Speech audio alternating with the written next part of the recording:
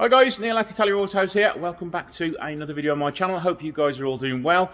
This week I am working on my 156 GTA, and as you can see I've already been a busy boy and I've stripped the engine out. Now I haven't shown you removing the engine because I've done it many times on different videos, so I will be inserting a link probably now.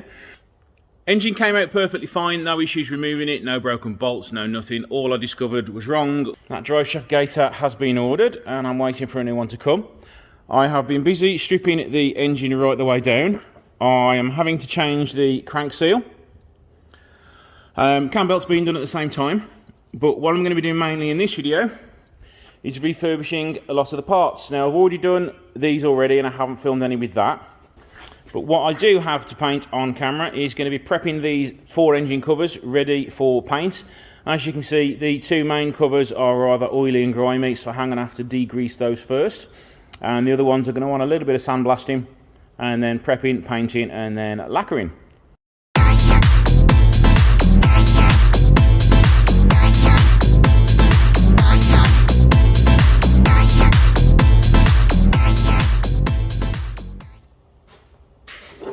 So what I'm going to be doing, I've got some paint thinners in here just to get rid of a load of the grease and the oil. Brush all over to get rid of any of the grease on it. Grease and oil, but I wasn't going to do this one, but as you can see it has had some oil coming to the manifold at some point, so I am going to want to clean that off. And it just seemed that paint thinners seems to be one of the best things to get rid of stubborn oil stains.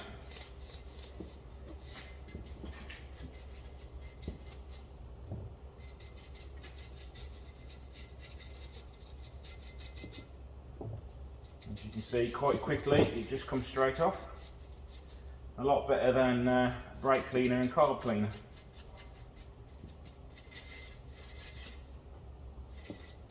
I'm also going to be cleaning out the inside of this manifold with a lot of soapy water to clean that up as well.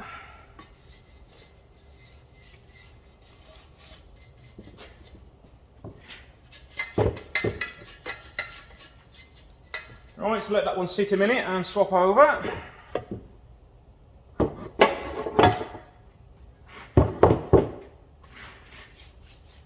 The reason I'm not just sticking them in a sandblaster like this is because all that oil will contaminate my bead material and it will go all clumpy and it'll get blocked up. So I want to make sure all the oil's removed off it first. So I've got a nice clean surface to clean up.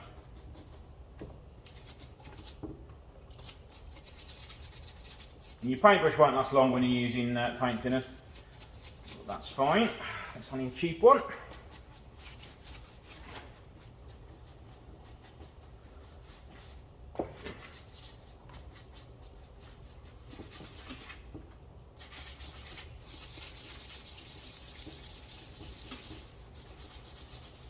Yep, certainly coming apart quickly. I did use this the other day to clean up some of the other parts, so it is well on its way out. So join me in a minute when I've cleaned the rest of these up.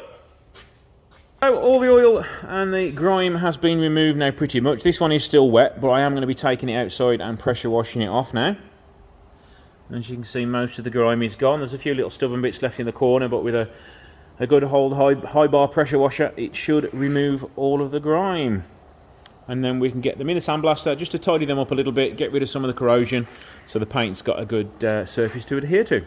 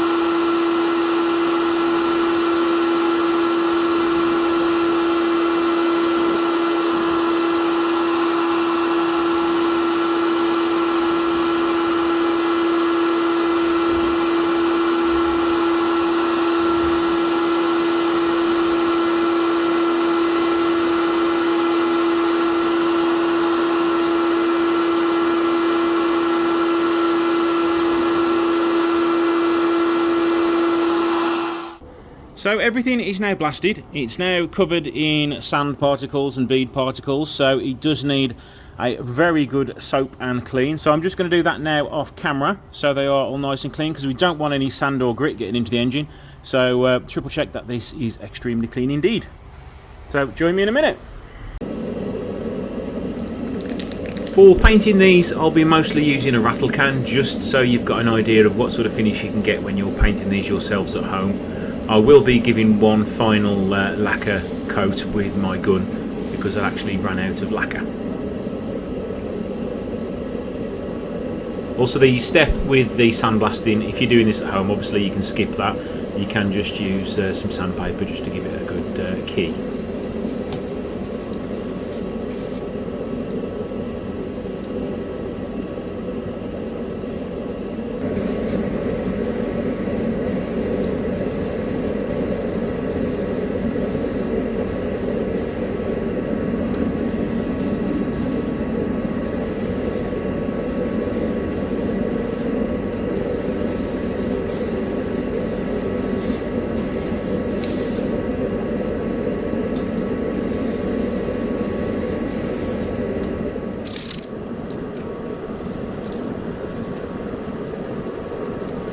Key with any good paintwork is in the preparation. That's why I spent so much time cleaning everything off it, especially all the old oil, because if I got a reaction on the paint, I'd have to strip it all down again and do it all over. So yeah, the key with a good paint finish on these covers is clean, and make sure there's no remnants of grease or oil or anything left over.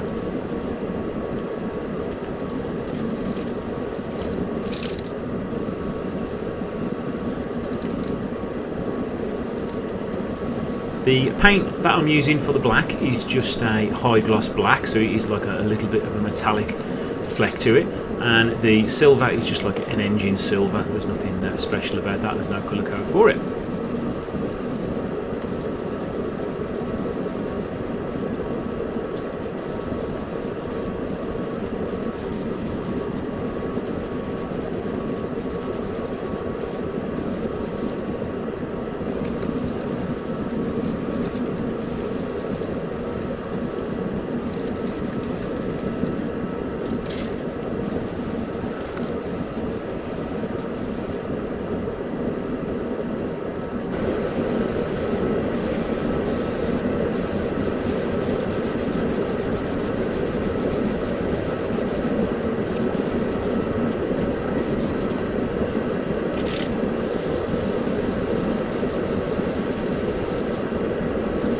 With the paint, I gave it 3 coats, and the lacquer gets 2 coats, and then one final coat once I have finished the letter colouring.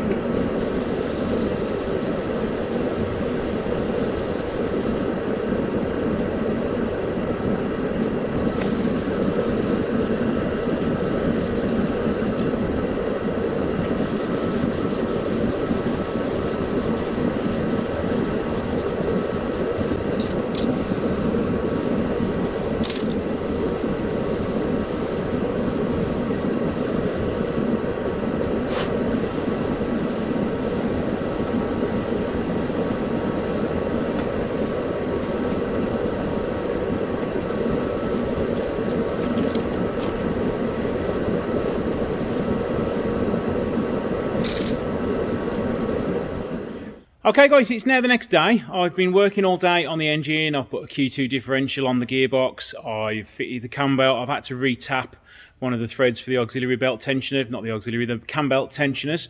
When a cam belt was done last time, way before I had it, it looked like it had been double threaded. So when I came to undo the bearing, the nut was actually loose. So we were really close to having a cam belt catastrophe on our hands. So we are lucky. I've retapped that. I've stuck a little new thread in there, so that's all good now, ready to go. Let's show you the engine and what I've done so far.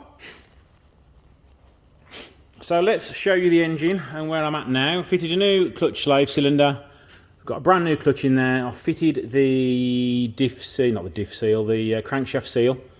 I did clean the gearbox up a little bit, but you know, it's 127,000 mile engine, so I'm not going to town on it. I've fitted the new CV gator on the other side. I've just placed the covers on there with the new gaskets in. I've put the fuel rails back in on top there. I have fitted all the covers on the other side. Let's take you round. I am just waiting for the alternator and starter motor to come back from being refurbished. I'm waiting for a bolt set to come so I can put some new bolts in there. I've repainted the face of the power steering pulley. All the cam belt has been done in there with all new tensioners. But yeah, that tensioner there, that's the one which is double threaded. That one's not a problem there because this mount, you can still buy that brand new, but the thread in there goes into the head. So it would have been an engine out job for this if we were doing the cam belt in the car to get in with the drill there to drill and tap that. So yeah, I'm glad I was able to helicoil that. Drive shaft gate is all done. So we're all timed up fine. I'm just waiting on the bolt set now before I can go any further. There is one more job I can do with these engine covers. I need to paint the lettering. So I'm going to show you how that's done now. I've got a reasonably thin paintbrush that you've seen behind my ear. It's quite flat as well, so I can get straight on top of the lettering. Just got some red paint there, which is a nice sort of Rosso red. Don't put too much paint on your brush. Have a steady hand and then just start to paint the top of the lettering like so.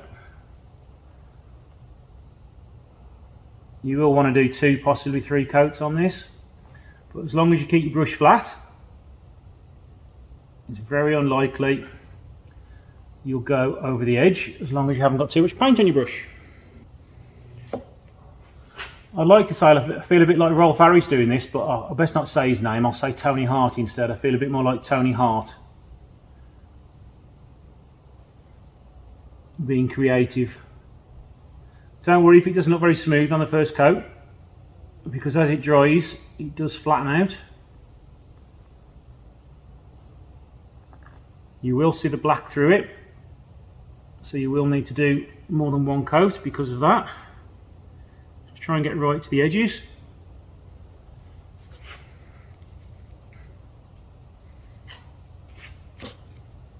Show you another letter. Just keeping the brush flat, right against the edges.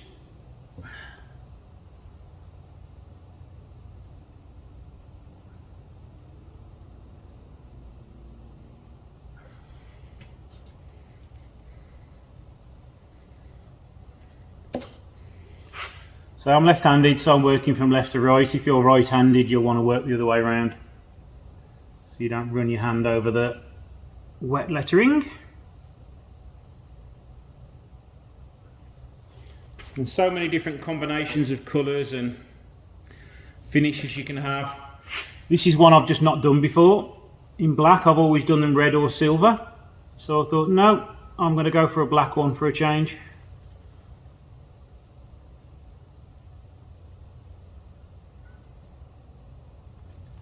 I did slip a little bit then and I got a little bit off, but that doesn't matter. You can get rid of that with a little dab of black again. What I'm going to do once all these lettering's finished as well, what I'm going to do once I finish painting the lettering, I'm going to let that dry. I am then going to give it a really thick coat of lacquer, just so that finish can be nice and smooth. Full stop's a little bit more awkward to do.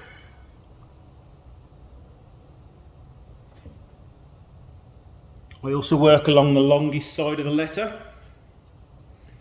So as you can see on the 3, the top of the 3, I'll work this way, and then the side of the 3, I'll work this way, just so you've got a lot more surface to work with rather than trying to get into the little nooks and crannies with a big brush.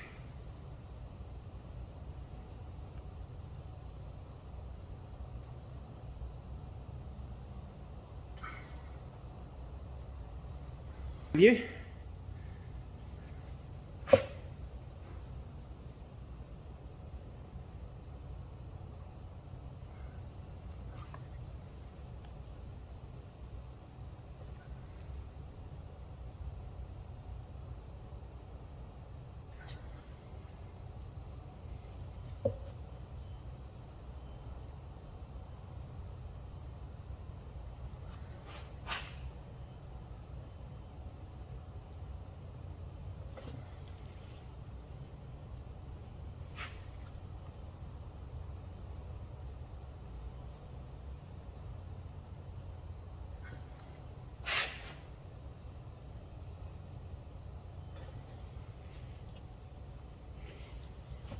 What some people do as well is you see these sort of raised parts, you can sand them back so they're silver, but I do find some of the castings aren't the best, so the actual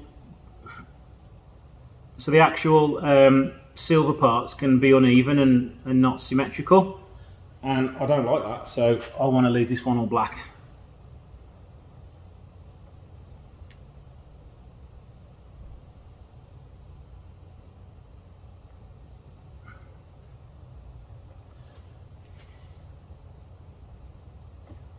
So there we go, that has all had one coat now. How much better does that look with just a little bit of lick of red paint?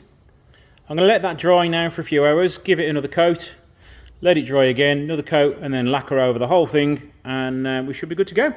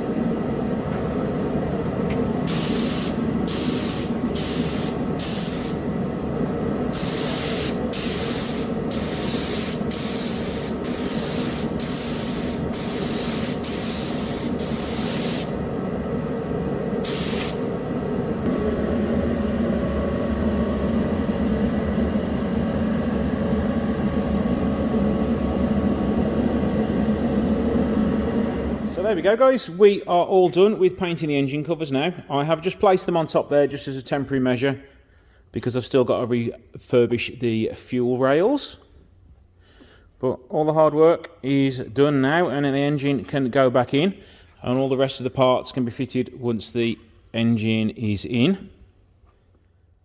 So there we go, guys, engine covers all completed. Engine is almost ready to go back in. I will be leaving this episode here. If you have any comments, questions or anything, don't forget to like, share and subscribe, all the usual stuff. Thank you guys for watching, and I shall see you in the next episode when hopefully the engine will be back in and we'll be finishing all the beautifying bits off to get the car started. See you again.